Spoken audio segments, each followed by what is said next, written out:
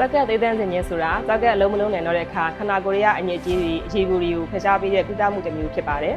ဘလို့အချိန်ဒီမှာကြောက်ကစီးရတယ်လဲဆိုလို့ရှိရင်ရုပ်တရက်ခန္ဓာကိုယ်ရဲ့မှာအရည်တွေများလာမယ်သွေးရမှာပိုတန်ဆီယမ်ဓာတ်တွေများလာမယ်သွေးလုံးလုံးချင်းကြောက်ကြောက်ကထိမယ်အစိတ်တင်ချင်းကြောက်ကြောက်ထိရာတွေနဲ့ခန္ဓာကိုယ်ရဲ့မှာအဆစ်ဓာတ်တွေအစမတန်ညပြလာတဲ့အခါမျိုးမှာကြောက်ကစီးရတတ်ပါတယ်ရှင်နလာဆေးရုံမှာစီးနေကြောက်ကယောဂမျိုးမျိုးအတွက်စစ်ဆေးခြင်းကုသခြင်းတွေကိုဒုက္ခဆရာဝန်ကြီးများရဲ့ဥဆောင်ညွှန်ကြားမှုဖြင့်ခေတ်မီနည်းပညာများကိုအသုံးပြုပြီးထိရောက်မှန်ကန်စွာကုသဝန်ဆောင်မှုပေးလျက်ရှိပါတယ်ရှင်။